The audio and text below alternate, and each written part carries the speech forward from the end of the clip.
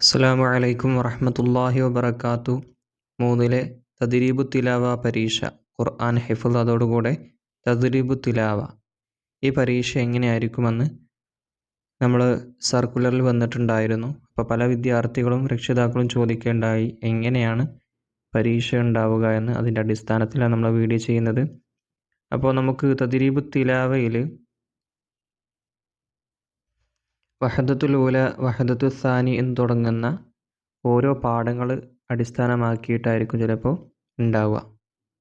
മൊത്തം ഷവ്വാൽ, അതുപോലെ ദുൽഖഅദ്, ദുൽഹിജ്ജ, മുഹറം, ഈ 4 മാസത്തിൽ 4 പാഠം ഉണ്ടാവും. വഹദത്തുൽ ഊല, വഹദത്തു സാനി എന്നിട്ട് അങ്ങനെ പോകും. അപ്പോൾ അതിൽ നിന്നുള്ള ചോദ്യങ്ങളായിരിക്കും ഉണ്ടാവുക. ഉദാഹരണത്തിന് ഈ പരീക്ഷ നടക്കുന്നത് എങ്ങനെയാണെന്നൊരു ചെറിയൊരു സൂചന പറയാം. സർക്കുലറിൽ വന്നത് ഇപ്രകാരമാണ്. നമ്മുടെ പരീക്ഷ നടക്കുന്നത്, ആദ്യം കുട്ടികളെ കയ്യിലേക്ക് എന്ത് ചെയ്യും, പേപ്പർ കൊടുക്കും, എഴുതാനുള്ള പരീക്ഷ, എഴുത്ത് പരീക്ഷയാണ് ആദ്യം നടക്കുന്നത്. അപ്പോൾ അതിനുള്ള പേപ്പർ കുട്ടികളെ കയ്യിൽ കൊടുക്കും. അതിലെ ചോദ്യോത്തരങ്ങളൊക്കെ എഴുതിയ ശേഷം അത് വാങ്ങിയിട്ട് പിന്നെയാണ് ഖുർആൻ ഹിഫ്ള് പരീക്ഷ ഉണ്ടാവുക എന്നാണ് അറിയാൻ സാധിച്ചത്. ഇനി ഏതൊക്കെ ചോദ്യങ്ങളാണെന്നുള്ള കാര്യങ്ങളാണ് നമ്മൾ ഈ വീഡിയോയിൽ പറയുന്നത്. ഇപ്പോൾ നമുക്ക് തദ്രീബു തിലാവയിൽ ഒന്നാമത്തെ ഷഹ്റു ഷവ്വാൽ മാസത്തിൽ നമ്മൾ പഠിപ്പിക്കേണ്ട ഭാഗങ്ങൾ ഇതിൽ പറയുന്നുണ്ട്. അപ്പോൾ ഏതൊക്കെയെന്നൊക്കെ നമുക്കറിയാം. എങ്കിലും അതിൽ ഒന്നാമത്തെ ഈ സൂറത്തുകളിൽ ഇപ്പോൾ 1, 2, 3, 4, 5 സൂറത്തുണ്ട്. ഈ 5 സൂറത്തുകൾ ഓതും നമ്മൾ. അത് ഓതിയ ശേഷം അതിൽ ഹുറൂഫു ഷഫത്തൈൻ, ഇതിൽ നമ്മൾ പഠിക്കുന്നത് കാര്യമായിട്ട് ഹുറൂഫു ഷഫത്തൈൻ, 2 ചുണ്ടിൽ നിന്ന് വരുന്ന അക്ഷരങ്ങളെ പറ്റിയിട്ടാണ്. 4 അക്ഷരങ്ങളാണ്.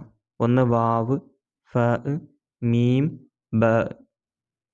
ഇവിടെയുള്ള ഈ 4 അക്ഷരങ്ങളാണ് കുട്ടികളെ പഠിപ്പിക്കേണ്ടത്. ഒന്നാമതായിട്ട് ഹുറൂഫു ഷഫത്തൈൻ തിരഞ്ഞെടുക്കാനോ അല്ലെങ്കിൽ ബ്രാക്കറ്റിൽ നിന്ന് എടുത്ത് എഴുതാനോ ഒക്കെ വരാം. ഏത് രൂപത്തിലാണെന്ന് നമുക്കറിയില്ല, കാരണം ഫസ്റ്റായിട്ടാണ് ഇങ്ങനൊരു പരീക്ഷ. അപ്പോൾ ഹുറൂഫു ഷഫത്തൈൻ, ചുണ്ടിലിൻ്റെ അക്ഷരങ്ങൾ, 2 ചുണ്ടിൻ്റെ അക്ഷരങ്ങളാണ് ഇവിടെ കൊടുത്തിട്ടുള്ള ഫഉം അതുപോലെ വാവ്, മീമ്, ബ. ഇതെന്ത് ചെയ്യുക, കാണാതെ തന്നെ പഠിപ്പിക്കുക. അതിന് പുറമെ 2 ഉദാഹരണം, ഉറപ്പില്ല വരുമോ എന്ന് ഉറപ്പില്ല എങ്കിലും 2 3 ഉദാഹരണം എന്ത് ചെയ്യുക, പഠിപ്പിക്കാനൊന്നുമില്ല. ചെറിയ സൂറത്ത് ഓതിയാൽ തന്നെ വാവുള്ള ഉദാഹരണം ഉണ്ടാവും, ഫ ഉള്ളത് ഉണ്ടാകും, ബ ഉള്ളത്, മീമുള്ളതൊക്കെ ഉണ്ടാവും. അപ്പോൾ നിങ്ങൾ ചെയ്യേണ്ടത് എന്താ, ചെറിയ സൂറത്ത് നമ്മൾ പഠിപ്പിച്ച ഹിഫ്ള് സൂറത്താണെങ്കിലും ശരി, അതല്ലെങ്കിൽ അതിനേക്കാൾ താഴെയുള്ളതാണെങ്കിലും, അല്ലെങ്കിൽ ഫാത്തിഹ, സൂറത്തുൽ ഫാത്തിഹയിൽ വാവില്ലാത്തത് ഉണ്ടാവില്ലല്ലോ. ഇയ്യാക നഅ്ബുദു വ ഇയ്യാക, കണ്ടോ, അവിടെയൊക്കെ വാവുണ്ട്. അതുപോലെ ഫാഉം സൂറത്തുൽ ഫാത്തിഹയിൽ എന്തുണ്ടാവില്ല, ഫ ഇല്ല. വേറെ ഏതെങ്കിലും ചെറിയ സൂറത്ത് എടുക്കാം, സൂറത്തുൽ ഫലഖ് ആയിക്കോട്ടെ, അതിലുണ്ടല്ലോ ഖുൽ അഊദു ബിറബ്ബിൽ ഫലഖ്. അപ്പോൾ ഫാഇൻ്റെ ഉദാഹരണം 2-3 ആയത്തിൽ തന്നെ ഉണ്ട്. പിന്നെ മീമിൻ്റെയും അതുപോലെ ബാഇൻ്റെയൊക്കെ എന്ത് ചെയ്യുക, ഒന്ന് പഠിപ്പിക്കുക. ഓരോന്നോ അല്ലെങ്കിൽ 2 ഈച്ച് പഠിപ്പിക്കേണ്ട ആവശ്യമൊന്നുമില്ല. ചെറിയ സൂറത്ത് ഓതിയാൽ തന്നെ അവർക്ക് എന്ത് ചെയ്യും, മനസ്സിലാവും. ഇനി വളരെ ഇമ്പോർട്ടൻ്റ് ആയിട്ടുള്ള മറ്റൊന്നാണ് ഇവിടെ കാണിച്ചിട്ടുള്ള ഇത് കേട്ടോ, ഈ ദുആ. ഖുർആനിലുള്ള ഒരു ചെറിയൊരു ദുആ ആണ്. നമ്മളിത് കഴിഞ്ഞ 2ാം ക്ലാസ്സിൽ പഠിച്ചിട്ടുണ്ടോ എന്ന് സംശയമുണ്ട്.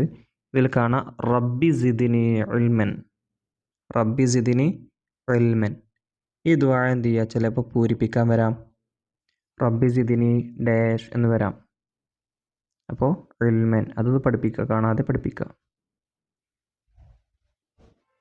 പിന്നെ തദ്രീബു തിലാവിലെ മറ്റൊരു ഇമ്പോർട്ടൻ്റ് ആയിട്ടുള്ളതാണ് ഹുറൂഫുൽ ജൗഫ്, ജൗഫിൻ്റെ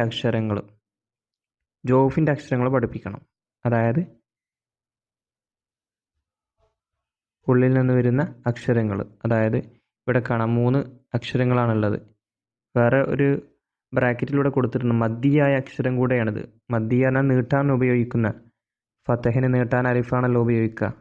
അതുപോലെ തന്നെ ലമ്മിനെ നീട്ടാൻ വാവും, കസ്റിനെ നീട്ടാൻ യാവുമാണ് ഉപയോഗിക്കുക. അപ്പോൾ മദ്ദിയ അക്ഷരം ഏതാ ചോദിച്ചാൽ ചിലപ്പോൾ എഴുതേണ്ടി വരും, ചിലപ്പോൾ എഴുതി കൊടുക്കേണ്ടി വരും. അലിഫ്, വാവ്, യാ.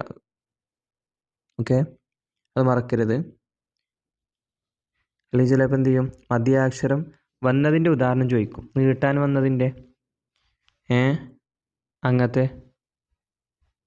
ഫല്യഅ്ബുദൂ എന്നുള്ളിടത്ത് നീട്ടാൻ. അതല്ലെങ്കിലോ കെസറിന് നീട്ടാൻ യാ വന്നതിൻ്റെ ഉദാഹരണം. അതല്ലെങ്കിൽ ഫത്തിന് നീട്ടാൻ അലിഫ് വന്ന ഇദാ ജാഅ. ഇതേപോലുള്ള ഉദാഹരണം ചിലപ്പോൾ ചോദിക്കുക. അപ്പോൾ അങ്ങനത്തെ നീട്ടാൻ വന്നതിൻ്റെ ഉദാഹരണം പഠിപ്പിക്കുക. മദ്ദിന് നീട്ടാൻ വേണ്ടി മദ്ദിയായ അക്ഷരമായിട്ട് വന്നതിൻ്റെ ഉദാഹരണം. ഓക്കെ. പിന്നെ മറ്റൊരു ഇമ്പോർട്ടൻ്റ് ഭാഗമാണ് ഈ കാണുന്ന ഈ ദുആ. റബ്ബന ആതിന ഫിദ്ദുന്യ ഹസനതൻ വഫിൽ ആഖിറതി ഹസനതൻ വഖിന അദാബന്നാർ. ഇത് ദുആയിൽ ഇവിടെ ഖുർആനിലെ ഒരു ചെറിയൊരു ദുആണ്. നമ്മൾ സാധാരണ ദുആകളിലൊക്കെ ഇത് ഉൾപ്പെടുത്താറുണ്ട്. ഈ ദുആ ചിലപ്പോൾ പൂരിപ്പിക്കാൻ വരാം. അപ്പോൾ അതും പഠിക്കണം, കാണാതെ പഠിക്കണം. പിന്നെ പഠിപ്പിക്കേണ്ട മറ്റൊരു ഭാഗത്തിൽപ്പെട്ടതാണ് ഹുറൂഫുൽ ലിസാൻ. നാവിൽ നിന്ന് വരുന്ന അക്ഷരങ്ങൾ ഇവിടെ കാണിക്കുന്നുണ്ട്. ഈ ചിത്രം ഒന്ന് മനസ്സിലാക്കി വെക്കുക കേട്ടോ. കാരണം എന്താ വെച്ചാൽ ഇതൊക്കെ നാവിൽ നിന്ന് വരുന്ന അക്ഷരങ്ങൾ തന്നെയാണ്. പക്ഷെ അതിന് പ്രത്യേകം ഉണ്ടോ ഒരു ആരോ മാർക്ക് കൊടുത്തിട്ടുണ്ട്. ഷീൻ ഇവിടെ നിന്നാണ്, ദാല്, ത, സ, സീൻ, ലം, നൂൻ, നക്കാഫോ, ക. എന്നാൽ കുറച്ചുകൂടി അപ്പുറത്താണ് കോ, ക, ഷീൻ, ദാൽ, ത, സീൻ, ദാൽ, നൂൻ. അപ്പോൾ ഈ പറയുന്നതൊക്കെ ഈ നാവിൻ്റെ തെൽഭാഗത്തു നിന്ന്. ഖാഫൊക്കെ അങ്ങേയറ്റത്താണ് കേട്ടോ. കോ കണ്ടില്ലേ? അങ്ങേയറ്റമല്ല, നാവിൻ്റെ കുറച്ചുകൂടെ അപ്പുറത്ത്. പിന്നെ അതിൻ്റെ ഓരോ അക്ഷരങ്ങൾ വെച്ചിട്ട് വരുന്ന ഉദാഹരണം ഒന്ന് പഠിപ്പിക്കാം. പിന്നെ മറ്റൊരു ദുആ കൂടെ ഖുർആനിൽ നിന്നുള്ള റബ്ബന തഖബ്ബൽ മിന്ന ഇന്നക അൻതസ് സമീഉൽ അലീം വതുബ് അലൈന ഇന്നക അൻതത് തവ്വാബുർ റഹീം. ഈ ദുആയും കൂടെ ഒന്ന് പഠിപ്പിക്കുക. പിന്നെ നമ്മുടെ ഹുറൂഫുൽ ലിസാൻ, നാവിൽ നിന്ന് വരുന്ന അക്ഷരം രണ്ടാം ഭാഗമാണ്. അതായത് അടുത്ത പാഠത്തിൽ പറയുന്നുണ്ട്. കുറച്ചുകൂടെ അക്ഷരങ്ങളുണ്ട്.